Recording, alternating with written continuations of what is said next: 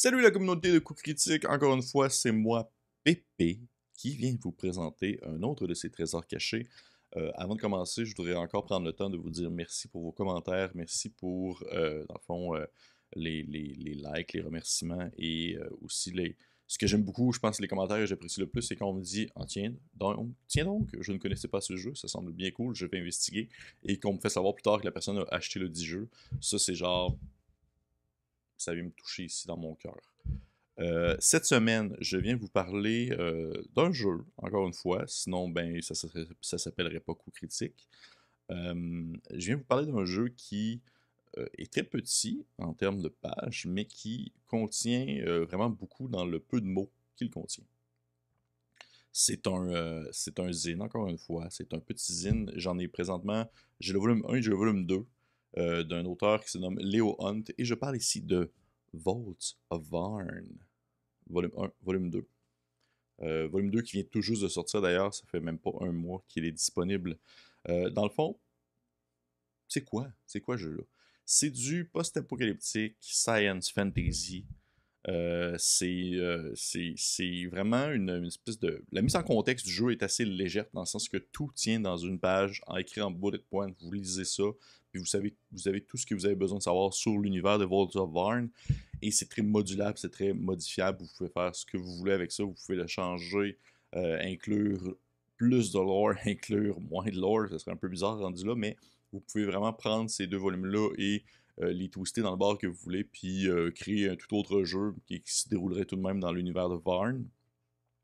Le but, en fait, c'est que c'est vraiment l'inspiration du jeu. C'est ça qui est cool avec ce jeu-là, c'est que même si tout est expliqué en un seul mot, bon, pas un seul mot, mais en une seule page, on comprend très bien tout ce que l'auteur veut, dans le fond, nous véhiculer en termes de ambiance, thématique, genre, qu'est-ce qui est mis de l'avant, que ce soit dans sa mise en page, que ce soit dans ses dessins, que ce soit dans les termes qu'il va utiliser. On voit que ses sources d'inspiration, puis il le mentionne lui-même, c'est Dune, c'est les bandes dessinées de Moebius, c'est Hyperion de Dan Simmons. C'est, dans le fond, c'est un genre de science-fiction qui va avoir quelque chose d'un peu plus, je dirais pas animiste, mais plus tribal aussi. Vous comprenez ce que je veux dire? Il y a quelque chose de très basique, c'est moins space opéra, voyage dans l'espace et tout ça, il n'y en a pas de ça là-dedans. C'est que il y a un aspect qui est aussi très terre à terre, c'est très post-apocalyptique. Dans le contexte du jeu, il y a eu autrefois des civilisations où il est arrivé quelque chose. Personne ne sait vraiment quand est-ce que c'est arrivé. Quoi non plus. Ça parle d'extraterrestres peut-être qui seraient arrivés sur Terre, des choses comme ça. Est-ce qu'on est vraiment sur Terre présentement? On sait pas. Tout ce qu'on sait, c'est que présentement, l'univers de Varn, c'est un endroit qui est parsemé de communautés ici et là, qu'il y a des humains, des synthétiques, des robots qui viennent d'une autre époque. Il y a des hommes bêtes, des mutants et des hommes myconides aussi. Dans le fond, la technologie partout est cachée aussi. La technologie est très, on va dire, connectée, liée avec la nature en soi. On va voir, par exemple, des animaux avec genre des microchips accrochés dans la face. Il y a un aspect qui me fait beaucoup penser à Horizon Zero Dawn. C'est ceux qui ont joué un jeu exclusivité sur PS4, qui est très bon d'ailleurs. Ça me fait beaucoup penser à ça dans son contexte, dans son ambiance. Mais tout de même, vous pouvez faire ce que vous voulez avec ça, au final. C'est plus que tout est contenu dans une seule page, vous pouvez prendre ça, puis faire absolument autre chose, et seulement utiliser, dans le fond, là, les nombreux outils vraiment utiles qui se trouvent dans ce volume-là. Ça, c'est vraiment... Tout ce que je mentionne là, c'est surtout pour le premier issu. Le premier volume. Le deuxième volume, le volume 2, dans le fond, va proposer plutôt une mise en contexte, un terrain de jeu qui se nomme Gnomon, qui est comme une espèce de grande cité avec beaucoup de marchés. C'est comme une cité marchande qui est comme probablement on va dire à la croisée des chemins de plusieurs routes. Et dans le fond, tout est expliqué sur qui est à la tête de cette cité-là, les différentes factions qui sont en jeu, pour avoir une ambiance vraiment plus urbaine. Et très cool aussi. Très très cool. On dirait que ça peut comme se prendre, puis ça peut être vraiment comme l'espèce de point de départ d'une équipe, d'une team, puis que ça grossit par rapport à après ça. Parce que le premier volume, le volume 1 me donnait surtout l'impression que ça allait être de l'exploration d'hexagones, des choses comme ça, de la découverte, de la survie, tout ça. Mais le volume 2 me montre vraiment une espèce de point de départ qui peut être un point d'aventure pour très longtemps, on s'entend. Côté système. OK. Côté système, on se dirait que c'est, sans être générique, c'est très familier. C'est très, très, très familier. Je trouve que ça va avec tout le reste aussi en termes de dans ce jeu, là, beaucoup de tables, beaucoup d'outils qui peuvent être utiles pour ce jeu-là comme pour d'autres. Donc, le système peut être utilisé pour ce jeu-là comme il peut être extrêmement modifié ou fusionné dans un autre système pour que vous puissiez jouer avec votre système préféré dans l'univers de Vault of Arn. C'est pas grave, dans le fond. Côté système, D20, pour n'importe qui joue à Donjon Dragon, là, vous allez vraiment trouver ça. C'est très OSR, encore une fois, dans le sens que c'est beaucoup de trucs aléatoires pour la création de personnages, c'est très léger. C'est des caractéristiques qui englobent l'ensemble des traits physiques et mentaux des personnages. Il n'y a pas de skill. Il y a la possibilité d'avoir avantages et désavantages sur des dés, quelque chose qu'on voit de plus en plus au cours des dernières années. Niveau de difficulté qui est fixe mais qui doit être dépassé, ou lorsque c'est comme lorsque vous affrontez, disons, le quotidien, mais c'est un niveau de difficulté qui va être confronté au résultat de votre adversaire lorsque dans le fond c'est un jet qui est en compétition contre quelqu'un d'autre, par exemple. Les jets d'attaque, c'est le niveau d'armure de l'adversaire. Il y a un petit système de gestion d'équipement qui permet de savoir un peu comment de stock vous pouvez porter sur vous. On embarque justement encore une fois dans le contexte exploration, survie, beaucoup de choses comme ça. Et il y a aussi un petit système pour gérer l'avancement de personnages. Puis une petite personnalisation côté votre origine, que vous soyez humain, synthétique, homme myconide, qui d'ailleurs est fucking dégueulasse dans ce livre-là pour de vrai. Ou que vous soyez un homme bête, ou même, je sais plus c'est quoi les autres, je pense que j'ai fait le tour. Les mutants, c'est ça. Ben vous pouvez, il y a des petits traits, des petites caractéristiques qui sont uniques à vous, et on s'entend, ça c'est très système, côté système, c'est très interprétation, c'est très zone de gris, c'est très, on dirait, entente avec le DM. Hey, ça marche-tu si je fais ça? Ok, oui, cool, bon, that's it, that's all. Fait que ça fait en sorte que, justement, ça vous empêche. Il y a comme. Tout est à votre portée pour que vous puissiez créer dans le contexte de vouloir mettre plus de stock dans ce livre-là, de qu'est-ce que ça offre déjà. Puisque tout est plus, on va dire, attitré dans des zones de gris, tout est plus tourné vers l'interprétation et la personnalisation, eh bien, ça apporte vraiment des belles possibilités côté DM de juste dire ah, ok, cool, ben toi, au lieu d'avoir ça, ben, tu vas avoir tel autre pouvoir, puis ça va faire ça à peu près, c'est pas grave. Y a pas, c'est pas stratégique au point de devoir être balancé comme au quart de tour, là. Je voulais vous montrer par exemple un exemple de myconide. Vous pouvez le voir ici, là. À l'intérieur de l'homme myconide, il y a comme un cadavre. Parce que oui, les hommes myconides vont comme pousser, dans le fond, sur des restes humains. Et c'est absolument dégueulasse, mais le concept est vraiment cool. Dans le sens que, voyez-vous, le genre de pouvoir que vous pouvez avoir en tant que myconide, c'est que vous pouvez, par exemple, lorsque vous pouvez de temps en temps ressentir, en quelque sorte, de l'information ou des trucs utiles que votre corps, votre carcasse qu'il y a en vous, savait autrefois lors de son vivant. Et ça pouvait, dans le fond, vous être utile lors d'une certaine situation. C'est un des pouvoirs, par exemple. Juste ça, je trouve ça, c'est super imaginatif, c'est vraiment bien pensé, là. Design de l'ouvrage à l'extérieur, c'est très beau. J'aime beaucoup l'espèce de gradation de couleurs qu'il y a eu entre les deux, le quadrillé, le petit dessin devant qui est comme un peu nuancé, mais qui est un peu flou, on ne sait pas trop de quoi ça consiste. Puis le dessin en arrière qui représente souvent un personnage. Lui aussi, je pense que c'est mon illustration préférée, celle-ci, avec l'espèce de nomade du désert, là, avec son long fusil, puis ses lunettes sur son front. Je trouve ça vraiment cool. L'intérieur, c'est efficace et simple aussi. Beaucoup de tables. Beaucoup de tables. En fait, c'est 90% de ces deux livres-là, c'est des tables pour générer des trucs aléatoirement. Fait que quand je vous dis que c'est un concept de bac à sable et vous faites ce que vous voulez et que vous pouvez lancer absolument tout au hasard, c'est exactement ça, là. Comme je disais, simple et efficace, c'est des dessins en noir et blanc faits par Léo, justement, Monsieur Hunt. Qui a parsemé ici et là les deux ouvrages, sans nécessairement dire que c'est genre les dessins du siècle. Je suis pas genre comme oh mon dieu, oh, c'est les dessins de Dégénésis. Sans nécessairement dire que c'est genre, on va dire, les dessins les plus incroyables. Ce que j'aime beaucoup de son style, c'est que justement, je trouve qu'il y a une approche qui me fait beaucoup penser à Moebius côté dessin. Je vois c'est quoi son inspiration.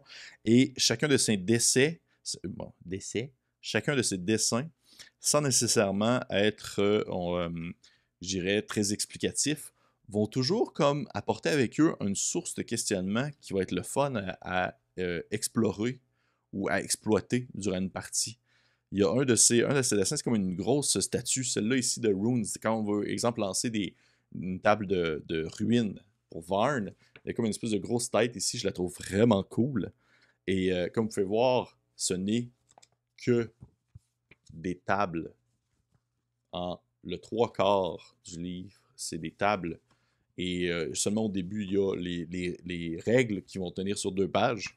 Le reste, c'est des tables. Même chose pour le second ouvrage. C'est des tables pour, dans le fond, gérer la cité de Gnomon. Comme vous pouvez voir, la grande cité de Gnomon. C'est des tables pour gérer cette cité-là. Marchand puis mercenaire. Il y a vraiment absolument de tout. Côté, ok, critique du jeu, je dirais, pour ma part, je trouve ça très, très, très, très cool parce que ça me fait penser un peu à l'époque, j'avais joué à un jeu français qui se nomme Oltré, un jeu du Grumpf qui est un incontournable, je crois, dans le genre de l'exploration. Et ce que j'aime beaucoup de Vaults of Varn, c'est que ça me rappelle un peu ce sentiment-là de pouvoir explorer et de ne vraiment pas savoir, moi en tant que DM, comme en tant que joueur, qu'est-ce qu'il y a dans le fond de l'autre côté de la montagne et qu'on va pouvoir le lancer vraiment au hasard et que ça va se tenir, que ça va être bon, que je ne m'y attendrai pas et que je vais être surpris, que je vais être capable de jouer avec ça aussi. Parce que je trouve que c'est ça la force dans le fond de l'écriture de Léo One, c'est que il va vous donner des contextes, puis des traits, puis des éléments à prendre en considération lors de votre partie. Et c'est inspirant. Ça donne le goût de jouer avec ça. C'est pas, vous n'allez pas comme lancer au hasard puis faire oh, je suis pas sûr, les gars, je pense que je vais relancer. Je n'ai pas d'idée qui vient avec ça. Non, non, c'est ça qui est vraiment cool avec ce livre-là, c'est que c'est minuscule, sauf que chaque phrase transpire de son thème et donne le goût de continuer à savoir encore plus qu'est-ce qui va se passer. C'est ça que je trouve vraiment plaisant. Et que juste ça, c'est suffisant pour être pris et jouer à un autre jeu, dans le fond, post-apocalyptique ou autre, que ce soit par exemple Mutant Year Zero ou Mutant Crawl classique, des choses comme ça. Il y a vraiment des très belles possibilités de jeu, dans le fond, dans ces 2 petits volumes-là. C'est super intuitif. Il a généré du fun aléatoire non-stop. C'est vraiment, moi je serais son gros plus. Puis de pouvoir avoir un terrain de jeu urbain comme un terrain de jeu plus classique aussi, c'est très cool. C'est vraiment, en peu de mots, inclure énormément. Fait que c'est facile à transposer dans nos autres jeux. Moi, c'est tout ce que je dirais côté critique, dans le sens que l'auteur ne ment pas sur ce qu'il offre. Vous allez pas, vous le savez que lorsque vous achetez ça, vous n'allez pas acheter comme. Vous n'allez pas acheter genre par exemple, vous n'allez pas acheter Dungeon Crawl classique là, avec genre 800 pages. Vous le savez là, que vous n'avez pas comme un gros contexte là, et tout, et tout, et tout. Tout ce que vous avez besoin se tient dans ces 2 petits volumes-là et vous en avez amplement pour votre argent. C'est vraiment, vraiment pas cher. Même que le PDF, il y a pendant un temps, il était en Pay What You Want. Je ne sais pas si présentement c'est encore le cas, mais pour de vrai, encourager l'auteur, c'est vraiment cool. Et encore une fois, c'est une open game licence, dans le sens que vous pouvez, si vous voulez, vous aussi participer, puis créer du stock pour Vaults of Varn, puis mettre ça sur le net, puis ça va pouvoir être utilisé par d'autres joueurs. Présentement, je sais que sur Itch.io, il y a du stock qui est trouvable pour le jeu. Un petit peu. Ça fait pas si longtemps que ça, c'est sorti. Et je vais être vraiment très curieux de voir qu'est-ce que les autres projets. Ça va être quoi les autres projets en fait que Léon va mettre de l'avant. Je sais qu'il est sur bord de sortir. Il va participer aux Inquest aussi. Il va sortir un jeu de rôle en lien avec des vampires. J'ai hâte de voir à quoi ça va ressembler. Recommandation, côté recommandation, je dirais que c'est pour les gens qui pensent pouvoir se contenter de ceci et les gens qui veulent construire, prendre le système, puis le fusionner avec un autre, c'est parfait, c'est pour vous. Quelqu'un qui veut avoir un système complexe, stratégique, difficile, qui, dans le fond, va demander une très grande maîtrise du jeu, une très grande compréhension, c'est moins pour vous. C'est quelqu'un qui veut que ça soit très munchy, qui veut que ça soit beaucoup de crunch, là, c'est vraiment pas pour vous, je dirais.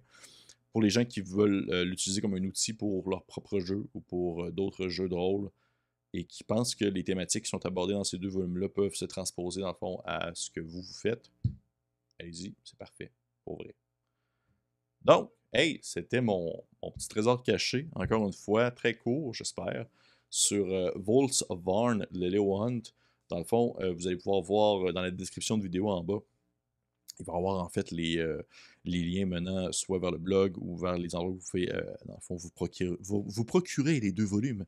Je sais que présentement, le premier volume, il est achetable au Canada. Si vous allez sur, dans le fond, le Monkey Pals Game, qui est une boutique en ligne située en Ontario, vous pouvez, eux autres qui ont vraiment beaucoup de stock côté revue indépendante et tout ça, c'est là que j'ai découvert en fait justement le jeu. Je l'ai acheté un peu sur un coup de tête, j'ai fait, ah, je sais pas c'est quoi, ça a l'air cool, je vais aller checker ça. Ils l'ont encore de disponible, vous pouvez vous l'acheter, ça va vous coûter vraiment moins cher si vous voulez avoir le volume physique que de vous le dire de vous le faire transporter depuis les États-Unis par exemple. En conclusion, très bon jeu au genre de sci-fi, fantasy flyé, post-apocalyptique. Je suis en train de perdre la voix, on dirait. Merci encore une fois, je vais prendre le temps encore une fois de vous en remercier pour vos bons commentaires, vos likes. Je vous conseille fortement de vous abonner à notre page YouTube, de nous suivre aussi sur Facebook, Instagram, Twitter. Si jamais vous avez des contenus, d'autres trésors cachés que vous pensez que je devrais jeter un coup d'œil pour passer au travers, le dévorer, le présenter dans une vidéo, faites-moi le savoir, ça va me faire plaisir. J'aime ça, j'en veux toujours plus. J'en ai tellement, j'en ai une pile qui s'accumule. Mais je commence tranquillement à faire le tour. Là, j'ai des choses cool qui s'en viennent. Le côté ZinQuest et tout ça. Beaucoup de petits produits indépendants. J'aimerais savoir d'autres produits, soit québécois ou français, pour de vrai, les Français, de la francophonie qui écoutent dans le fond le vidéo actuellement, de l'autre côté de l'océan. Si vous connaissez des auteurs qui font des petits volumes, genre nichés ou obscurs, qui mériteraient d'être plus mis de l'avant, faites-moi le savoir. Puis ça va me faire plaisir de jeter un coup d'œil à ça. Sur ce, je vous dis bien sûr à une prochaine fois. Prenez soin de vous. Bye.